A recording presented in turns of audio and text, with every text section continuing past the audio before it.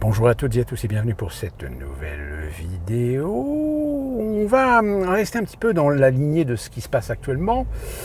Alors, je sais que l'un d'entre vous m'a proposé de faire une vidéo sur les vidéastes, youtubeurs, plus particulièrement ceux qui sont en Russie et donc qui rendent compte de ce qui se passe en Russie. Le problème, c'est que même si j'ai peut-être pu en voir quelques-uns, je ne suis pas très au fait et au courant de ce qu'ils ont pu raconter, de ce qu'ils peuvent dire. Donc il faudrait que j'exploite un petit peu la chose. J'ai dû tomber sur quelques-uns d'entre eux. Moi, personnellement, celui que je suivais assez régulièrement, c'était Gouvajdi, qui donc, je crois qu'il est français, mais qui vivait en Russie. Mais depuis l'attaque en 2020, sa chaîne, il a supprimé toutes les vidéos, il a réouvert sa chaîne en remettant des vidéos qu'il avait faites, qui étaient des vidéos très intéressantes parce qu'il faisait état un peu de l'historique de la Russie historique, de la Russie contemporaine, l'URSS, la chute de l'URSS, etc. De son point de vue et de sa vision qu'il a en tant que résident en Russie, je crois. Je ne sais plus s'il était russe ou quoi que ce soit. Mais force est de constater que malheureusement, depuis 6 mois, il ne publie plus rien. Peut-être qu'il est sur une autre chaîne, allez savoir. Non, ce dont je vais maintenant vous parler, c'est dans la continuité, peut-être dans l'aide de la compréhension, de ce qui est en train de se passer. Alors j'avais déjà fait dans des vidéos une explication assez succincte sur des événements. Alors, évidemment l'Ukraine, il y avait la Syrie également que j'avais abordé. La géopolitique a ses complexités. Et malheureusement, au vu des faits, au vu des événements qui sont en train de se produire actuellement, il y a beaucoup de gens qui peut-être ne prennent pas le recul suffisant et ne voient pas qu'on est en train tout simplement d'instrumentaliser l'émotionnel, évidemment, avec l'horreur. Alors l'horreur, entre guillemets, puisque là on commence aussi à avoir des sons de cloche en disant que... alors il y a des journalistes apparemment qui ont vu, qui ont témoigné. Sauf que le problème, c'est que les journalistes qui ont vu sont des journalistes dont on sait qu'ils sont si spécialistes de la comédie. Donc il y a des doutes. Il y a des doutes sur le fait que est-ce qu'il y a bien eu des bébés décapités, brûlés, etc. Alors évidemment, les images, on ne les a pas. Alors peut-être que certains d'entre vous ont vu des images, alors n'hésitez pas à confirmer les choses. Néanmoins, le média, aujourd'hui, il a un rôle très important. Pourquoi ? Parce qu'il doit absolument canaliser l'attention de l'opinion sur un point et pas sur un autre. Ça rejoint un peu ce que je vous disais dans ma précédente vidéo, c'est-à-dire essayer de vous pousser au maximum à prendre parti. Et là, force est de constater que c'est bien ce qui se passe, puisque là, on a enfin Mélenchon qui est venu s'expliquer sur la position de LFI, sur le fait qu'ils ont émis un communiqué en dénonçant toute forme de violence et de barbarie, mais c'est pas parce que le Hamas a commis des barbaries qu'il faut absolument maintenant occulter les violences qu'ont pu commettre Tsahal sur des Palestiniens. Ce qui n'est pas totalement faux. Même si, proportion gardée, je ne pense pas que Tsahal, si il est confirmé que les horreurs qu'ont fait le Hamas sont bien authentifiées, Tsahal ne s'est pas amusé à découper des têtes de bébés. Qui plus est, d'une manière générale, Tsahal commet des actes qui sont dans un contexte, dans une situation où on galvanise évidemment les colères, on galvanise les haines, surtout lorsqu'il y a des exactions qui sont commises d'un côté comme de l'autre. Certains aujourd'hui disent que le Hamas finalement c'est pas plus mal ce qu'il a fait parce que ça remet un peu les pendules à l'heure et ça remet en question l'hégémonie de Tsahal, l'hégémonie d'Israël sur la Palestine, sur les Palestiniens d'une manière générale. Même si, encore une fois de plus, pareil, ça c'est très compliqué parce que vous avez aujourd'hui des Israéliens qui sont des Israéliens arabo-musulmans. palestiniens, mais et qui vivent avec les mêmes droits que n'importe quel autre Israélien. Il n'y a pas de discrimination au sein même des territoires israéliens, même si on est d'accord que les arabo-musulmans israéliens sont peut-être un peu plus surveillés que les autres, du fait qu'ils peuvent avoir des accointances ou des sympathies avec des mouvements radicaux ou terroristes musulmans. Donc, la géopolitique, elle est ce qu'elle est. Aujourd'hui, de ce qui est en train de se passer.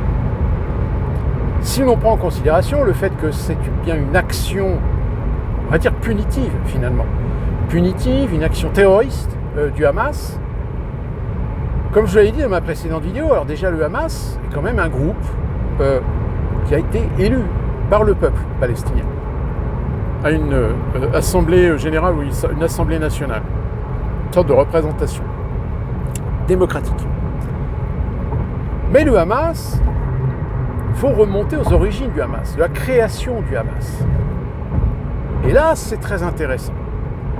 Parce qu'on se rend compte que la création du Hamas a été plus ou moins facilitée par des gens agissant pour le compte de l'État d'Israël. Pourquoi ? Tout simplement parce qu'on a aidé le Hamas à se développer, parce que c'était un antagonisme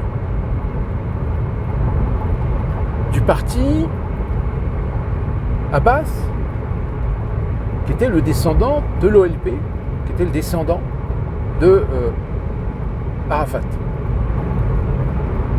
Et que c'était aussi un moyen de trouver un antagonisme aussi au Hezbollah qui est actuellement au Liban.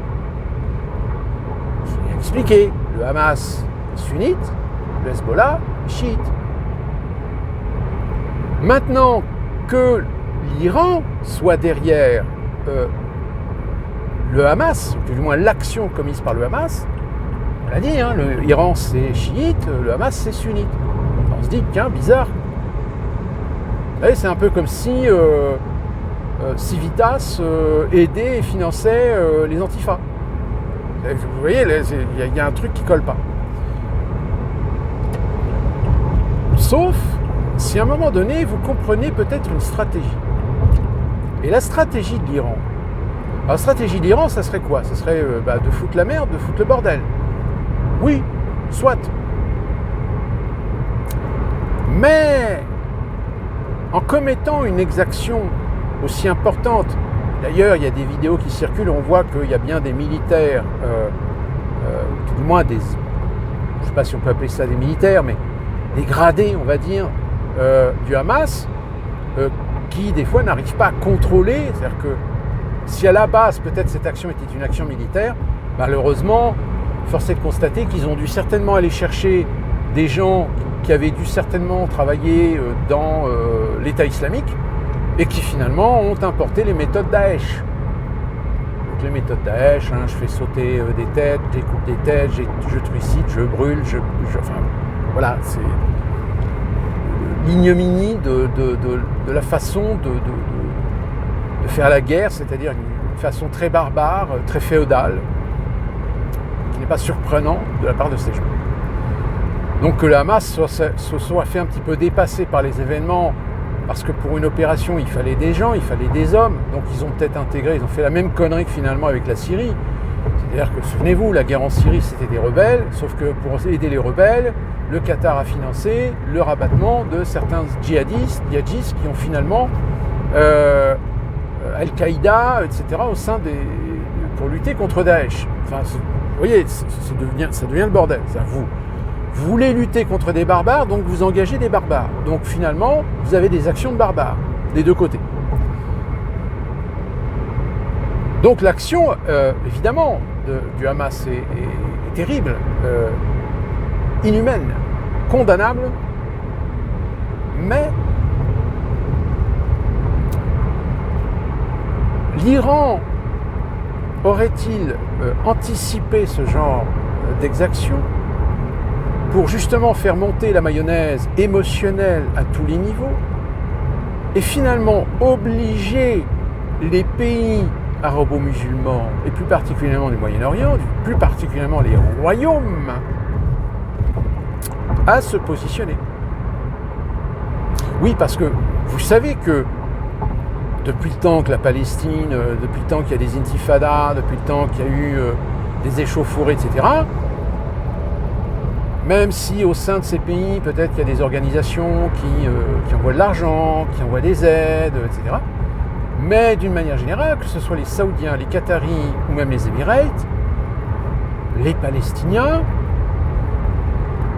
est-ce qu'on peut oser dire que, à la limite, ils s'en foutent royalement?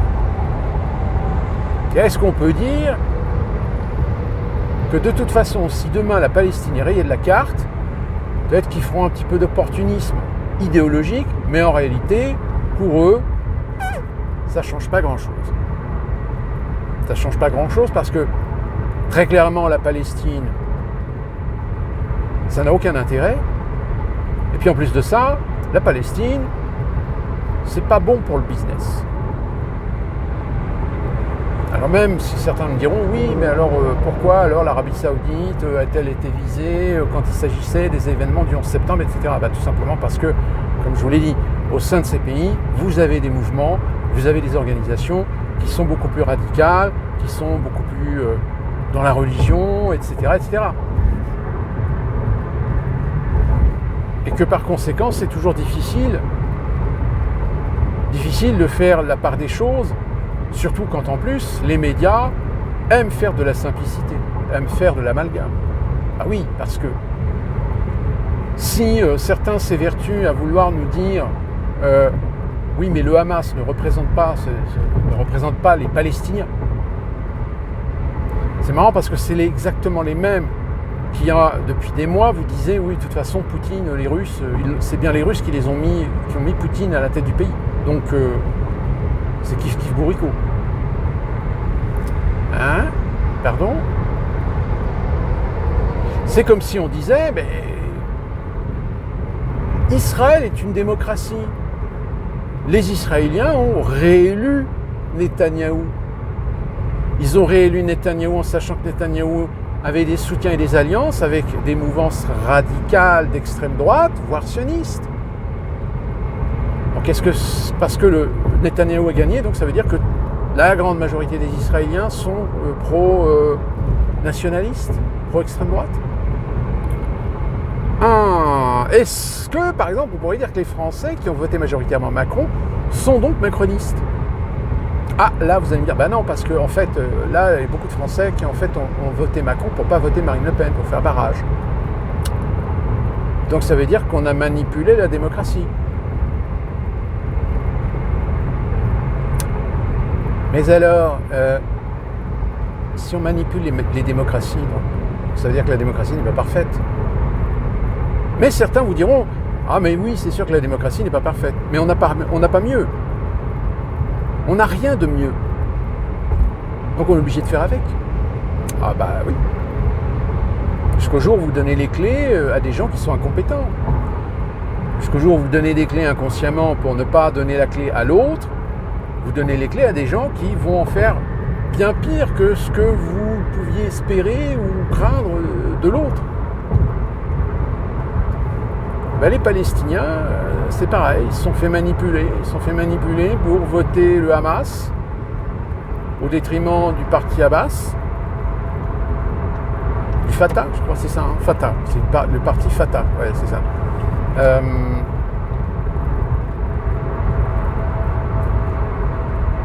Donc est-ce qu'on pourrait dire que c'est la faute à la démocratie, tout ce bordel? Non, quand même pas. Donc l'Iran pourrait éventuellement avoir un intérêt de faire en sorte d'obliger certains pays arabes, musulmans, à prendre position. Ou de fait, de les pousser à finalement jouer, oui, enfin bon, Palestine, d'accord, mais là, nous on ne veut pas mettre le doigt dans un truc, de toute façon, où c'est de la merde. Où c'est irrésolvable, il n'y a pas de solution, soit l'un ou l'autre disparaît. Ah, Et là, l'Iran va dire, ben non mais attendez. Attendez, les Saoudiens, vous êtes les gardiens des lieux saints de l'islam et vous ne protégez pas vos frères. Et là, évidemment, ça bug. Là, ça fait tilt. Bing, bing. Donc, c'est peut-être ça aussi que les Iraniens, en réalité, essaient de mettre au pied du mur tous ces royaumes, plus particulièrement, je te dis, saoudiens, qataris et émirates, sur soit leur soutien indéfectible aux Palestiniens, ou alors les mettre finalement dans une contradiction. On se dirait, mais attendez, c'est un pays musulman, surtout l'Arabie Saoudite.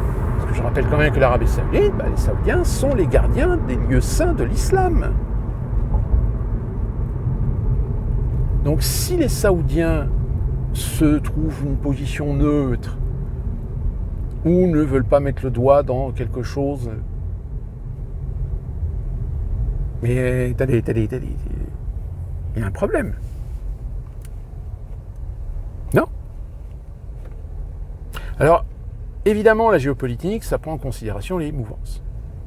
Comme je vous l'ai dit, d'un côté, vous avez les chiites, les sunnites, mais même au sein de ces mouvances, vous avez des mouvances filiales, parallèles, dissidentes.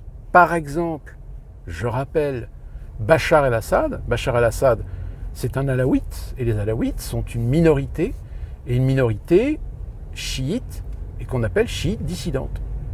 C'est-à-dire que c'est une branche laïque du chiisme, raison pour laquelle, en règle générale, on s'entendait plutôt bien avec les Assad d'une manière générale, père et fils,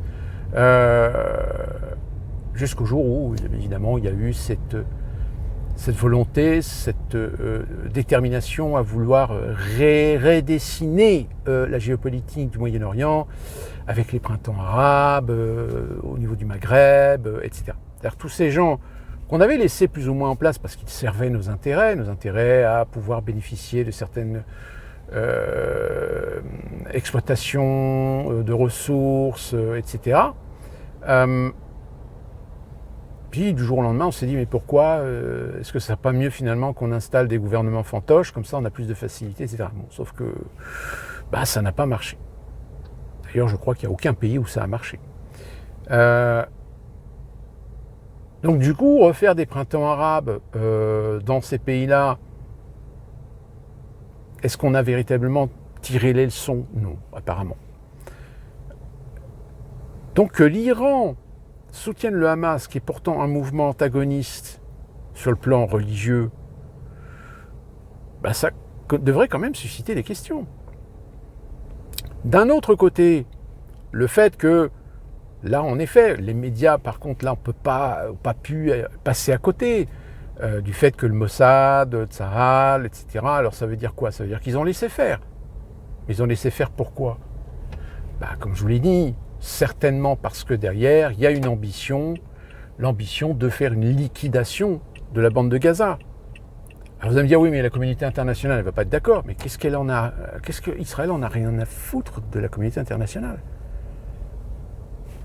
Je veux dire, depuis le temps que la communauté internationale leur dit, non, mais vos colonisations forcées, etc., là, il faut arrêter. Le prétexte que Israël est sous la menace, etc. Donc voilà, on grappille du terrain en Cisjordanie. Et la communauté internationale, elle s'offusque, elle proteste, etc. Mais de toute façon, Israël, c'est bras d'honneur. Puis si ça commence à monter un petit peu trop, hop, on appelle la Maison Blanche, on dit, s'il te plaît, tu peux dire à tes copains là, qui nous foutent la paix, là, qui ferment leur gueule parce que... D'accord ? Puis voilà. Donc si les États-Unis restent en soutien d'Israël, c'est tout simplement impliquer les États-Unis aussi par rapport à certaines relations qu'ils ont avec des pays arabes. Vous le savez que les Saoudiens aujourd'hui, les Saoudiens, ils ont bien exprimé, ils ont bien annoncé clairement leur volonté d'essayer de sortir de l'hégémonie américaine. La dédollarisation n'est pas une légende aujourd'hui, c'est pas un mythe. Donc à partir du moment où les Saoudiens affichent bien leur fait qu'ils veulent être indépendants et ne plus devoir quoi que ce soit aux Américains,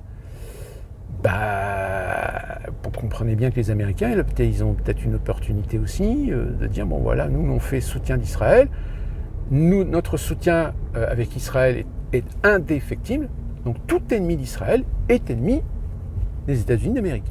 Donc si vous voulez, et psychologiquement, ça veut dire quoi? Ça veut dire que même si le pétrole peut être un outil de pression contre les États-Unis, elles, ils ont réussi à obtenir un petit peu ce qu'il fallait pour avoir une indépendance énergétique. Par contre, vous en Europe, déjà que vous êtes privé du pétrole et du gaz russe, mais dites-moi, le grand ami américain, là, il ne serait pas en train d'essayer de faire double jeu? Quand je dis double jeu, ça veut dire quoi? Ça veut dire servir ses intérêts, d'assujettir et de soumettre finalement les pays européens en leur mettant la corde autour du cou, je vais y arriver. Et finalement, vous seriez dépendant du schiste américain? Et bien évidemment, attention, sur le plan financier, le pétrole et le gaz russe étaient très clairement meilleur marché que le schiste américain. C'est pour ça que là, les Allemands, ils ont été tapés à la porte de l'Estonie, je crois, ou du Danemark, pour augmenter les livraisons de gaz naturel, etc. Et manque de bol, qu'est-ce qu'on a appris? On a appris qu'il y a encore alors je sais plus, c'est c'est un gazoduc ou un pipeline qui a été une tentative de sabotage ou un truc comme ça. Encore. Oui, parce que je rappelle quand même que le Nord Stream, certains essaient de se dépatouiller pour éviter que la version américaine soit la plus crédible. Même si aujourd'hui, tout tente à prouver que ce serait bien les Américains qui ont fait péter le Nord Stream. Donc si vous voulez, quand vous avez des mouvements comme ça, que ce soit la Russie avec l'Ukraine, que ce soit là le Hamas en Israël, et je pense qu'il va y avoir d'autres événements dans les semaines ou dans les mois à venir. C'est-à-dire qu'on multiplie les éléments, on multiplie les actions pour un moment accélérer des mouvements. Accélérer, par exemple accélérer un problème social qui va s'imposer, c'est-à-dire en France, la France qui possède la plus grande communauté juive, qu'est-ce qu'on fait? On les protège. Mais on les protège de qui? On les protège des musulmans radicaux. On les protège des antisémites. Ces fameux antisémites musulmans qui, apparemment, selon certains, n'existent pas. C'est un fantasme. C'est une marginalité. Ah, bon, paraît-il. Donc là, en France, je veux dire, tous les ingrédients sont là pour qu'à un moment donné, ça finisse par péter. C'est-à-dire que des Français profitent de la situation pour soutenir Israël par le fait de ces événements où, en effet, les médias accentuent bien l'émotionnel. On voit bien, les médias, ils sont présents partout, on vous raconte tout, on vous dit des détails d'horreur, etc. Oui, mais là, les bombes et les missiles qui sont envoyés dans la bande de Gaza, les femmes et les enfants qui meurent sous les décombres ou qui se font exploser la tronche par les missiles israéliens, est-ce qu'il y a moins d'aspects horribles que ce qui s'est passé avec l'attaque du Hamas? Preuve en est, c'est que vous en avez un sur les plateaux de télé français qui a été dire, ouais mais attention, il ne faut pas mélanger. Là, le Hamas a fait une attaque et a volontairement tué des gens, massacré des gens, décapité des bébés, etc. Alors que les missiles qui sont envoyés sur la bande de Gaza, les civils qui meurent sous les bombes, c'est des dommages collatéraux. C'est pas pareil.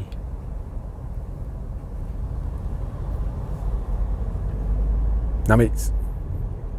Donc ça veut dire que la sacro-sainte Israël devient intouchable et que quelque action que commet des gens au nom de la Palestine sont forcément mauvais, sont forcément les méchants dans l'histoire. Sauf que les méchants, c'est des musulmans. Et je rappelle quand même que sur 68 millions d'habitants en France, vous avez quand même entre 12 ou 13 ou 14 millions de musulmans, étrangers ou français. Alors, encore une fois, la proportion de ceux qui savent relativiser, qui sont musulmans, mais qui n'acquiescent pas ce qui se passe, je dirais à la limite, c'est des musulmans qui ont fait des études, qui sont cultivés, etc. Donc ils savent relativiser. Malheureusement, dans les quartiers, dans la certaine misère intellectuelle, parce que là on peut parler de misère intellectuelle, chez ces gens-là, ils sont les bons clients pour aller crier à la Akba, pour faire la fête, parce que le Hamas a trucidé des Juifs. Et j'ai envie de dire, c'est cela, en règle générale, qu'on retrouve aussi dans la délinquance, qu'on retrouve dans les casseurs, qu'on retrouve dans les exactions, les incivilités, etc. Je veux dire, les gens qui affichent un drapeau palestinien au bord de leurs fenêtres dans certaines banlieues françaises, ça veut dire quoi? Ah, mais ils sont sensibles parce que, vous comprenez, les Palestiniens, c'est des frères, c'est des musulmans comme eux. Ah, c'est là que c'est intéressant. Donc parce que c'est des musulmans, donc tous les musulmans doivent soutenir les Palestiniens. Donc qui dit soutien des Palestiniens, donc soutien de tout mouvement, de toute action, de toute communauté, toute association, de tout groupe, de tout paramilitaire qui lutterait contre Israël. Donc c'est-à-dire que tous ces gens-là sont contre Israël, donc contre les Juifs. Alors vous allez me dire, ouais, attention aux amalgames. Je ne fais pas d'amalgame. C'est-à-dire que si tu détestes, si tu es contre Israël, Israël c'est quand même les Juifs. C'est comme les Américains lorsque, en 2003, la France a dit, non, désolé les Américains, mais on va pas aller en Irak avec vous, quoi. Il y a des Américains aux États-Unis qui ont commencé à tenir pour responsables les Français qui vivaient aux États-Unis du fait que le gouvernement français avait refusé d'aller en Irak en 2003. Qu'est-ce que les Français qui vivent aux États-Unis, ils y sont pour rien. C'est pas eux qui ont appelé Villepin en disant non, on veut pas aller en... Mais encore une fois de plus, c'est dans une société, vous avez des abrutis. Dans une société, vous avez des fragiles du haut. Dans une société, vous avez des gens, comme je vous dis, qui ont une misère intellectuelle. Sauf que ces gens-là, si vous leur donnez un petit peu de pouvoir, si ces gens-là, vous les instrumentalisez, vous les manipulez, vous pouvez les manipuler, à commencer à foutre le bordel dans une société et faire monter les enchères. Donc ce qui se passe actuellement en Israël, je dirais à la limite, c'est une petite aubaine non négligeable pour ceux qui voudraient foutre le bordel dans la société française. Mettre dos à dos les gens qui supportent la communauté musulmane contre les gens qui supportent Israël. Sauf comme je vous l'ai dit, civilisationnellement parlant, nous sommes quand même plus proches du peuple juif que du peuple musulman. Je dis bien culturellement parlant, en matière de tradition, en matière... Vous voyez, attention, là je parle de culture et de tradition. Je ne parle pas du musulman qui habite dans votre immeuble, qui lui, de toute façon, il est musulman parce qu'il est né de parents musulmans, mais qui est français, qui se comporte tout à fait comme n'importe quel autre français, et qui même à la limite adopte une culture française, si ce n'est qu'il a en effet cette particularité d'être musulman. Je dirais même musulman non pratiquant. Musulman laïque. Donc il y a un moment donné, si vous voulez, il faut remettre la part des choses. Sauf que quand vous écoutez les médias, quand vous regardez les émissions de télé, quand vous regardez les émissions d'information, les informations, voire même les émissions de débat, Moi, par exemple, ça fait depuis longtemps que je dénonce sur LCI certains experts de plateau qui sont russophobes, clairement, et qui, en plus de ça, l'affichent et l'assument. Et quand tu leur dis, mais attendez, vous êtes en train de mettre tous les Russes dans le même panier. Je veux dire, la culture russe, les femmes, les hommes, les enfants russes, tout le monde n'a pas voté Poutine. Tout le monde n'a... Enfin, je veux dire, vous avez des Russes aujourd'hui qui ne sont pas d'accord avec ce que fait Poutine. Admettez-le. Or, dans votre discours, quand on vous écoute, en fait, vous faites l'amalgame, vous faites une généralité. Tellement une généralité que même certains ont été jusqu'à demander à ce que tout ce qui est russe en France, on doit les chasser. Vous avez des Russes qui rentrent dans un restaurant. Non, vous ne devez pas les servir. Non mais attendez, vous êtes où là? Vous êtes en train de faire exactement ce que les nazis ont fini par faire avec les juifs. C'est-à-dire petit à petit leur interdire des libertés. Quand vous écoutez ça, mais vous dites, mais ils ont pété les plombs. Et malheureusement, c'est ce qui risque de se passer avec ce conflit qui renaît aujourd'hui. Vous avez même un député français, qui est d'ailleurs, enfin je sais pas si non, je pense pas que c'est notre député en tant que Français d'étranger, Monsieur Habib. Quand on lit les tweets de Habib, tu te dis, mais attends, le mec, il est en train tout simplement de faire un prosélytisme, de promouvoir dans l'opinion, il dit, vous devez choisir Israël. Sous-entendant, faites en sorte de faire culpabiliser quel que soit le musulman que vous croisez dans la rue.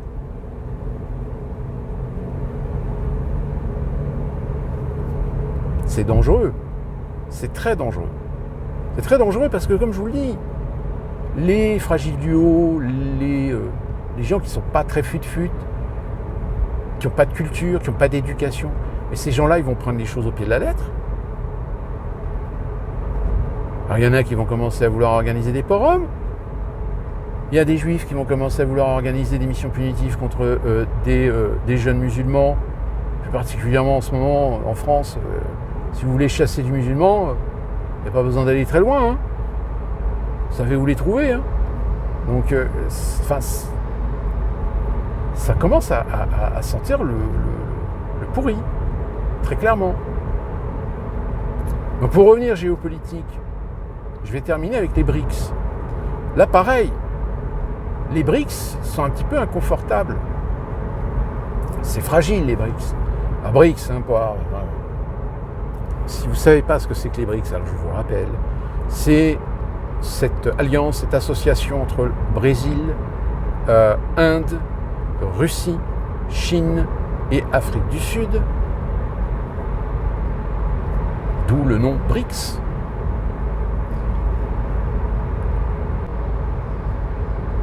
Russie, Inde, Chine, et le S c'est South Africa, puisque c'est en anglais. Et ce qui est assez amusant, c'est que les BRICS sont en train, alors évidemment, ils veulent grossir. Alors que les BRICS aujourd'hui, je rappelle, le marché des BRICS est devenu aujourd'hui beaucoup plus important que le marché européen. Sauf qu'évidemment, il faut plus de partenaires. Donc les BRICS sont en train de faire la même connerie qu'on a fait avec l'Union européenne, c'est intégrer des pays qui malheureusement n'apportent pas toutes les garanties. Et c'est pour ça que le fait que l'Iran soit intégré aux BRICS, les Indiens, non, ils ne sont pas d'accord. Paraît-il que même les Indiens auraient dit oui, maintenant c'est terminé. Pour l'avenir des BRICS, nous on sera opposés à toute adhésion de tout pays musulman. Ok. Donc ça met aussi les BRICS dans une situation inconfortable. Alors la Russie, comme je vous l'avais dit dans une précédente vidéo, la Russie ne peut pas se mettre à dos l'Inde parce que c'est un partenaire. Alors la Chine, on ne sait pas trop. Et finalement, ça rejoint ce que disait Asselineau, le problème des alliances. C'est qu'un jour ou l'autre, à force de démultiplier les conflits d'intérêts, on finit par par créer des guerres. Et malheureusement, force est de constater qu'aujourd'hui, au niveau de l'Union européenne, c'est que déjà vous avez Orban qui lui a dit non, mais c'est bon, là, il faut arrêter les conneries. Erdogan qui lui est en train de jouer sa carte en se disant moi si je réussis à pacifier la situation, à trouver un cessez-le-feu, etc., je vais en ressortir grandi. Donc lui là il est en train de tout faire pour essayer de se caser entre les deux et essayer d'amener le pion non seulement des Occidentaux mais surtout des Américains. Donc là, on est véritablement... Je ne sais pas si vous connaissez le jeu Risque. Ben, on est en plein dedans. C'est-à-dire que tout va se jouer par des coups de dés. Donc c'est très difficile là de savoir est-ce que ça va se calmer parce que derrière vous allez avoir les mondialistes, aussi bien les mondialistes unipolaires que les mondialistes multipolaires, qui vont tous s'accorder de dire là, on ne peut pas se permettre que ça nous pète à la gueule. Ou alors... c'est fait exprès pour que justement ça pète à la gueule. Alors en effet, j'entends bien réduire la population. Et là, oui, on se dit, mais finalement, les fameuses Gitstone de Géorgie, vous savez, ces types de dolmens avec des messages en différentes langues et avec des sortes de commandements. Et parmi les commandements, il y avait la réduction de la population mondiale à 500 millions d'habitants. Je rappelle, on est à 7,8 milliards. Dans quelques temps, on va peut-être franchir la barre des 8 milliards sur Terre. Oui, pourquoi pas? Sauf que malheureusement, tout le monde y perdrait. Même la finance. Donc on n'a pas intérêt à aller dans cet extrême. Ou sinon, ça voudrait dire que les mondialistes et les globalistes, tout simplement, sont en train de perdre la main. Et donc, nous devenons donc sacrifiables, à leurs yeux. Mais voilà, ça pose des problèmes logistiques énormes, économiques et sociaux importants. Je ne suis pas certain que les mondialistes et les globalistes pourraient en tirer un profit quelconque.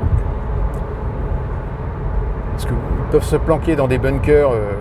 mais au bout de quelques mois, de toute façon, ils finiront par s'entretuer parce que ils n'auront pas assez de bouffe, ils n'auront pas assez d'eau, enfin, bref.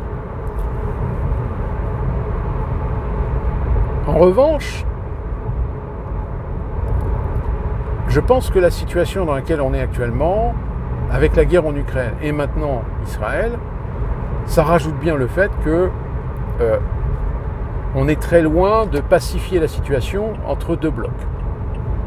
Que les deux blocs, de toute façon, vont continuer à s'affronter pour le leadership.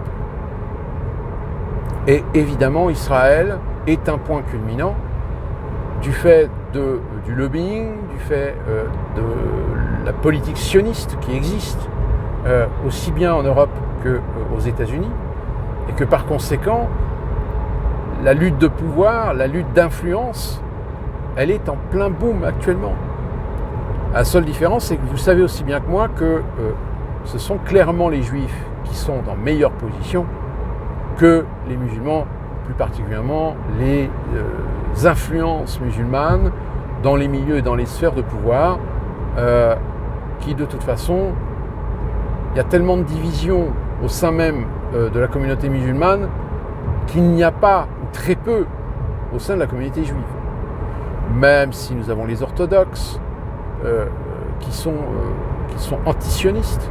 Hein, le premier qui me dit qu'un juif orthodoxe est sioniste, je crois qu'il n'a rien compris au principe. Mais ça reste très marginal, puisque de toute façon les orthodoxes, ils vivent dans leur propre société, ils vivent entre eux. Et qu'ils n'ont que très peu d'influence sur le plan politique. Ils sont présents, évidemment, pour perpétuer la religion, mais politiquement, ils sont très peu influents. C'est surtout le mouvement sioniste qui est excessivement beaucoup plus politique et idéologique que les religieux. Donc là, oui, on est avec ce conflit, on est en train d'assister à, j'ai envie de dire un coup de bluff, comme au poker. C'est qui va céder? Qui va céder à quoi? Qui va suivre qui? Qui va soutenir quoi? Jusqu'où? Jusqu'à quelle limite? Sauf que comme je vous l'ai dit dans ma précédente vidéo, moi j'ai bien peur qu'en Europe, vous soyez beaucoup plus exposés à des répercussions, à des attentats, à des montées de haine, que nous ici aux États-Unis. Donc la géopolitique, là, elle est le point culminant de la situation. Parce que là, comme je vous l'ai dit, là il y a des partis pris à prendre. Il n'y a pas de neutralité à avoir. Chaque pays va devoir se positionner. Et même les pays qui jusqu'à présent étaient un peu neutres et se disaient nous on ne met pas le doigt dedans parce que ça sent mauvais, puis de toute façon le conflit israélo-palestinien c'est indémerdable. C'est indémerdable tant que les Américains seront toujours en soutien d'Israël et qu'Israël, qui possède l'arme nucléaire, se servira aussi de cette stratégie de dissuasion contre toute forme d'ennemi qui pourrait éventuellement s'aventurer à essayer d'envahir le pays. Pour l'instant, la plus grosse crainte, c'est évidemment de voir Israël frapper l'Iran. La plus grosse crainte, c'est quand Tsahal va débouler à Gaza, de voir au nord le Hezbollah commencer aussi à débouler sur les territoires israéliens au nord, frontaliers avec le Liban. Donc ça peut mettre le feu aux poudres très rapidement.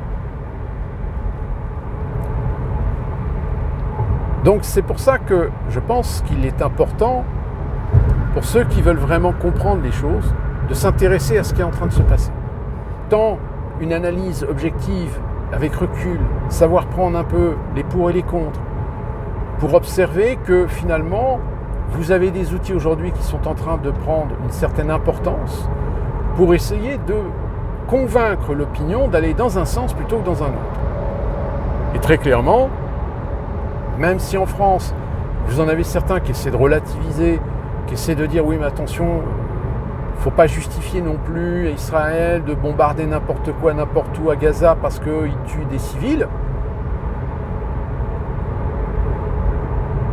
Alors c'est vrai, mais comme je vous l'ai dit tout à l'heure, à cet exemple de cet expert qui a commencé, un expert, ou je crois que d'ailleurs c'est un LFI, ou je ne sais plus exactement, qui s'est amusé à justement remettre une sémantique, dire la sémantique, attention, le Hamas a attaqué des juifs, les a massacrés, les a trucidés, a tué des bébés, a tué des enfants, a tué des femmes, a pris des otages. Ils vont torturer les otages, ils vont tuer les otages. Donc ils s'attaquent avec un acte barbare contre des civils, alors que ce que Israël fait en bombardant la bande de Gaza, les civils, ouais, c'est dommages collatéraux. Les mêmes civils, à outil de comparaison, les mêmes civils français qui sont morts sous les bombardements britanniques et américains pendant la Seconde Guerre mondiale. Évidemment que les Américains et les Britanniques ne veulent pas tuer des Français. Mais malheureusement, la guerre, c'est la guerre. Et que quand tu attaques une cible, malheureusement, si tu as des gens à côté,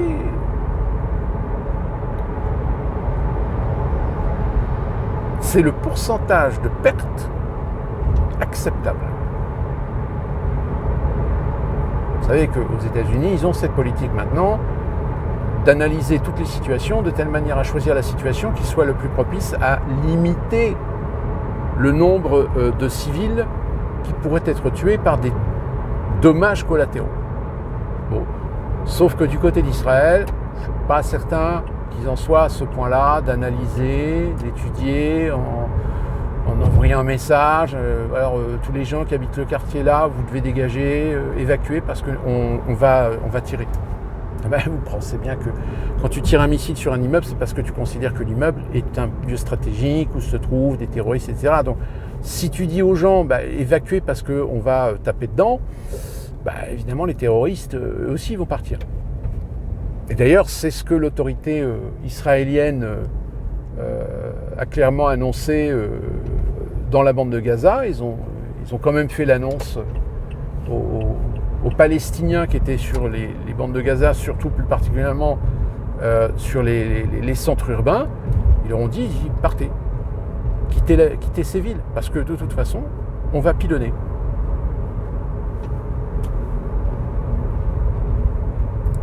Quand tu es un tant soit peu intelligent et que tu analyses la situation, que forcément ceux qui ont commis des exactions en ton nom, au nom de ton peuple, au nom de ta religion, et que malheureusement celui que tu as attaqué, lui, il a des moyens de répondre de façon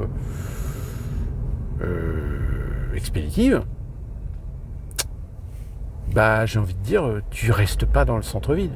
Tu restes pas dans des villes qui sont des villes stratégiques. Mais voilà, encore une fois de plus, malheureusement,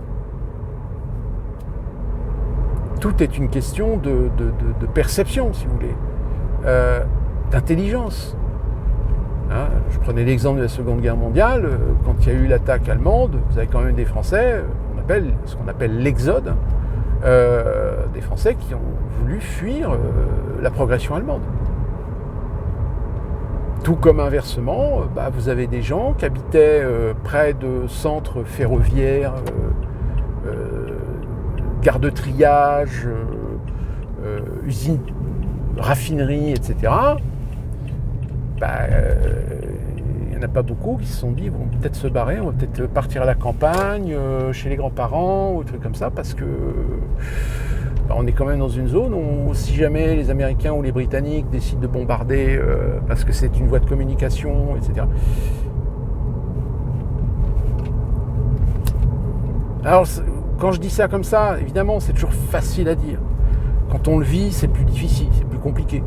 Parce que vous avez des intérêts, parce que vous avez un boulot, vous devez gagner de l'argent, vous devez faire vivre votre famille, donc vous ne pouvez pas permettre de quitter votre maison, de quitter un endroit où vous avez vécu toute votre vie, etc. Donc c'est compliqué. Il y a beaucoup d'autres aspects qui rentrent en ligne de compte, mais malheureusement, c'est le risque. Hein, c'est le risque de la situation. Donc quand tu es dans la bande de Gaza, que tu habites dans un centre-ville, un centre urbain, etc., et que tu sais qu'en règle générale, il y a des gens qui se baladent, qui sont des terroristes, qui sont des groupes militaires, etc., tu sais que si jamais ils se font repérer, Israël, ils vont tirer un missile, et il y a des chances que le missile t'en prenne plein la gueule aussi. Malheureusement. Mais encore une fois, je dis, c'est la guerre. La guerre a ses injustices, la guerre a ses horreurs. Mais malheureusement, quand on est aujourd'hui dans des sociétés occidentales avec des fragiles duos qui voudraient tout et rien à la fois, qui prennent leur désir pour des réalités, forcément, alimentés par des discours et des sémantiques médiatiques aussi hallucinantes que démagogiques, hein, carrément, voilà le résultat. On suit la chose, et d'ici là qu'on se retrouve pour une prochaine vidéo, portez-vous bien.